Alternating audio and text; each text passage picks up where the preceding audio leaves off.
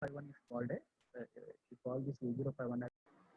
Okay, good morning, students. Today I will explain you about the ARM instruction set, branch instructions.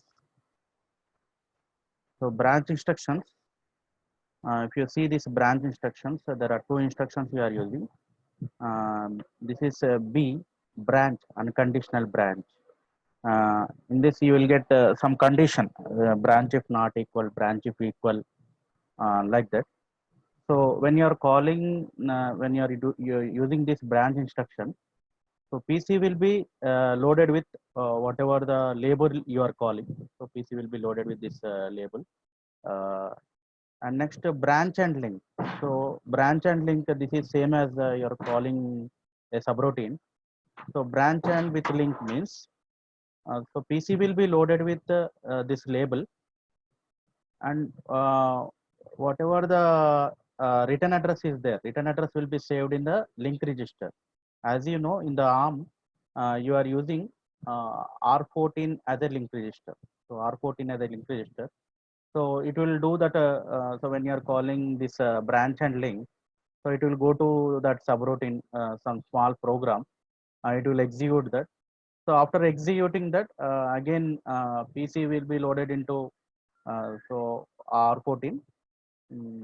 So it will do the normal operation. So that means whatever the return address is there, that will be stored in the link register, that is R14. So this is nothing but branch with link. Okay. So here this is a write an ALP. So I will explain you the branch and link instruction by using a small program. You have to calculate the factorial of a given number. So write an ALP using ARM instructions that calls a subroutine. So that calls some small subroutine is nothing but a small program. This is a fact. Fact. It's calling a subroutine fact to find the factorial of a given number. You have to find the factorial of a given number. I'm taking one number like 4 is there. If you take 4 into 3 into 2 into 1. So whatever the factorial of a given number for the, so that factorial number have to get it in one register. So this is the program area. So area is nothing but one directive. This is one assembler directive. So one should be there to tell that in which memory you are writing the program. So that means in this you are writing the program in code memory. So that is code read only. So read only means you are writing the program in program memory. That is read ROM. So that's why area. So this is the file name. Fact. Code means so read only. So code and read only. So this is the entry of a program. Okay.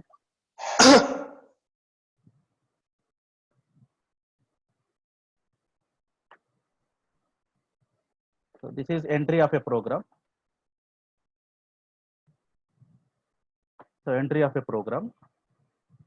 And next you have to initialize R0 with 4. So that means you have to calculate the factorial as of 4. No. So that 4 value are initializing to R0. And next you have to call a subroutine, that is fact. So you are calling a subroutine fact. So branch and link means it will go to the that for subroutine, and whatever the program counter address is there, that will be stored in the link register, that is R14. So this is nothing but an instruction, branch and link. So when you are calling this subroutine fact, so it will go to here fact. So here you are using you are moving R3 with 1. So that means factorial of 0 it should give 1, and factorial of 1 is 1. So you have to initialize 1 with R3. You are initializing the 1 with R3. And next what you are doing, you are comparing R0 with 1. So what is the value of R0? R0 is 4. Okay.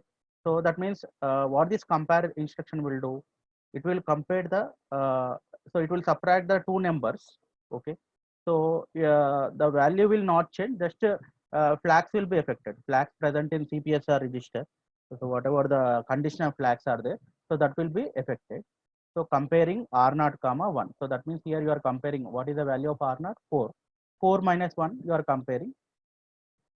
And next here multiply and greater. So multiply and greater means Here it will check for R0 and R3. So here, what is the value of R0? R0 is 4, and it will compare with 4. So 4 is greater than 1, no? So that means 4 is greater than 1. The condition is satisfying. So it will multiply the content of R0 and R3, and result will be stored in R3. So that means 4 into 1. So 4 into 1. So 4 into 1 is 4. The result you are getting in R3. So that result will be stored in R3. So after that, you have to decrement the value of R0. Why? Because factorial of a given number is 4 into 3 into 2 into 1. No?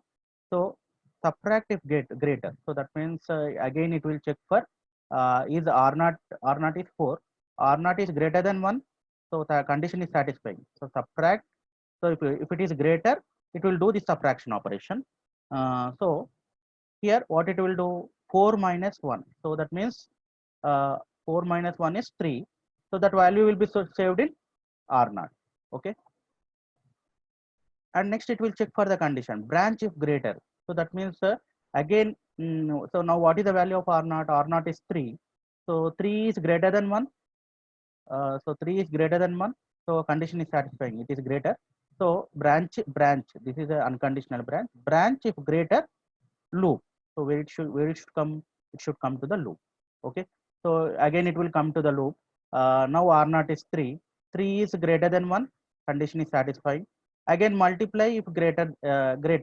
So that means, so what is the value of R0? Now R0 value is 3.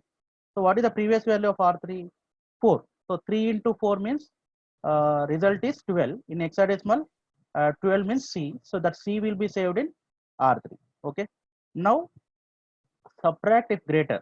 So that means now R0 becomes initially what is R0? R0 is 3. So 3 is greater than 1. Condition is satisfying. So it will subtract R0 with R0 minus 1. So that means 3 minus 1, it becomes 2. So again branch if greater. So that means 2 is greater than 1. So the condition is satisfying. It will come to the again loop. Okay. Again R0 becomes 2. Okay. So 2 is greater than 1. The condition is satisfying. So multiply if greater. So 2 is greater than 1. The condition is satisfying. So 2 is so what is the initial value of previous value of R3? R3 is C, no? So 12 3s are 36. So 36, whatever that 36 value is there, that will be converted into hexadecimal. That will be stored in R3. Okay. And subtract if greater. Subtract if greater means 2 is greater than 1. The condition is satisfying. So 2 minus 1 means it becomes 1. So branch if greater.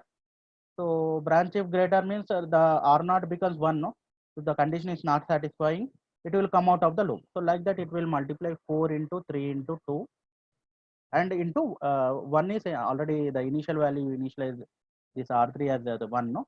So like that, it will calculate the factorial of a given number. So if condition is not satisfying, again it should go to the main program, no?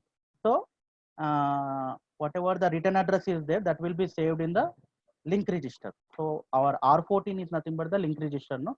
So whatever the content present in the R14 is there, that you are moving into program counter. So when it is loaded into program counter, so it will go to the main program. Okay, wherever you call this branch instruction and end the program. Okay, so this is how we have to calculate the factorial of a given number. So this I will show you by using programming.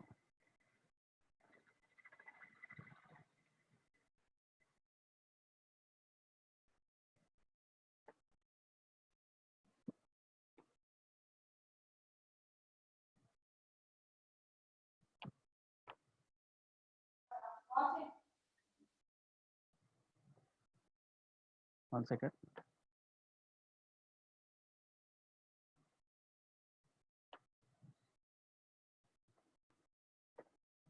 Okay, so this is a programming for the factorial of a given number. So whatever the program I explained, so this program I written in Keel Microvision 5. So here I'm compiling the code. So I got 0 errors, and warnings means you can avoid that warnings, but you should get the 0 errors. Okay. So compiling that code. So I got 0 errors and 1 warning. So go to debug session.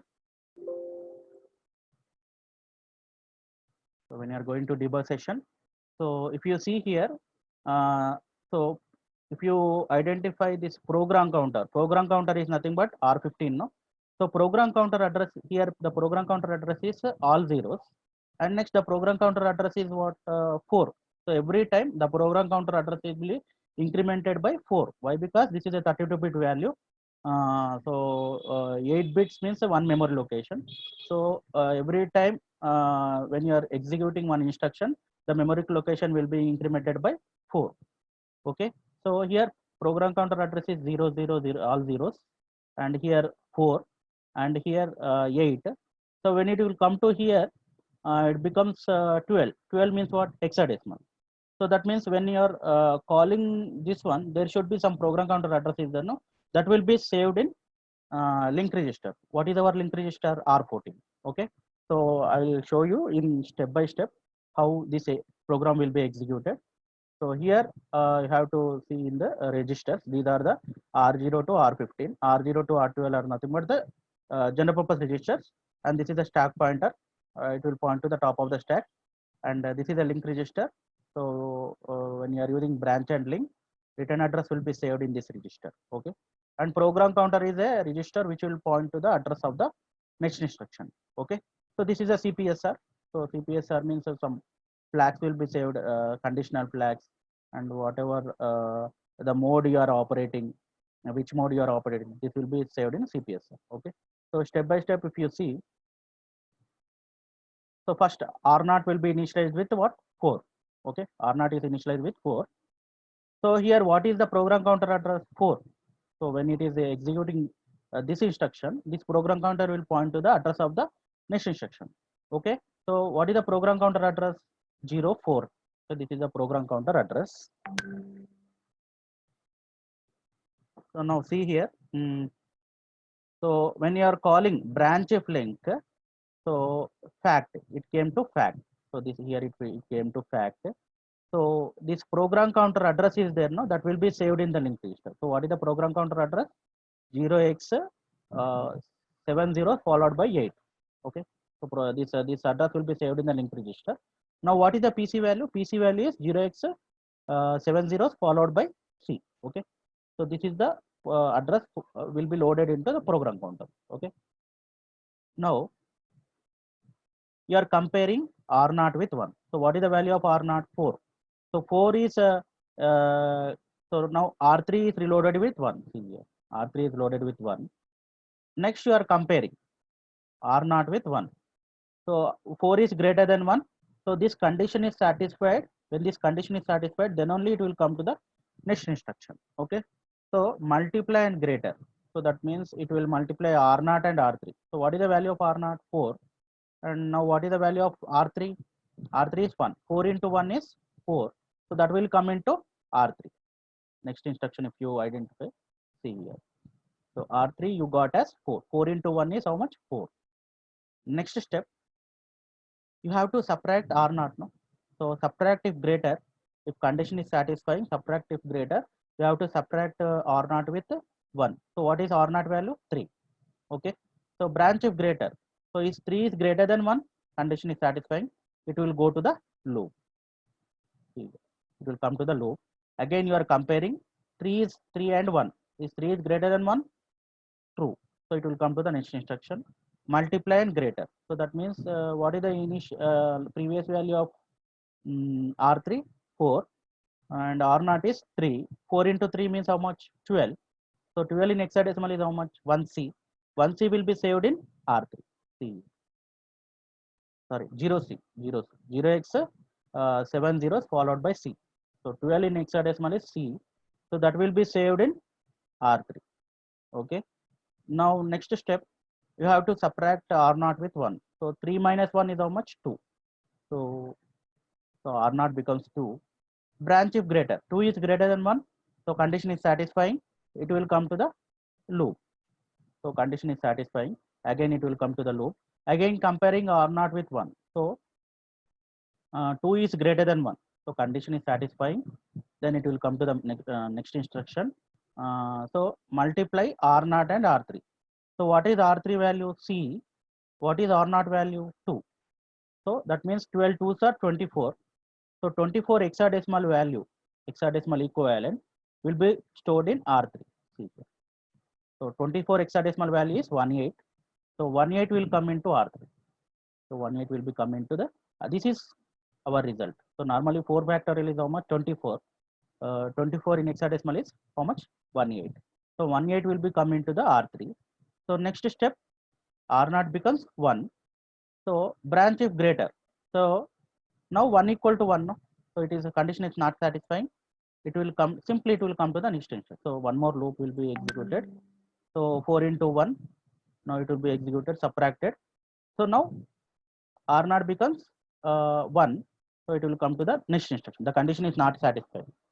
So it becomes 1. It will compare. After comparing only, if condition is not satisfying, it will come out of this branch. So branch if greater means this condition is not satisfying. So next what you should do, this calculation of factorial is completed. Now whatever the return address is there, that will be stored in the link register. You should move into the program counter. Why? Because you have to go to the main program now. So that's why what is our link register value? 08. So this should come into the program counter. See here. Now program counter is 0x70 followed by 8. Now it will come to the main program. See here. So when it is come to the main program, B1 branch B1. So this is for terminating the program. So it will be in the same loop like that. Okay, it will be in the same position. So when you are doing step by step, it will be.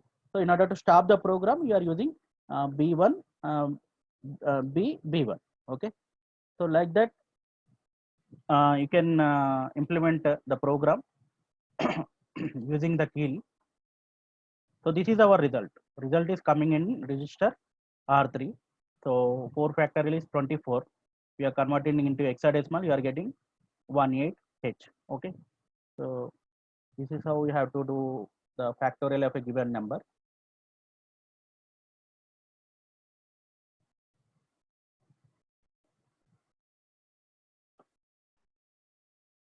Okay. Thank you.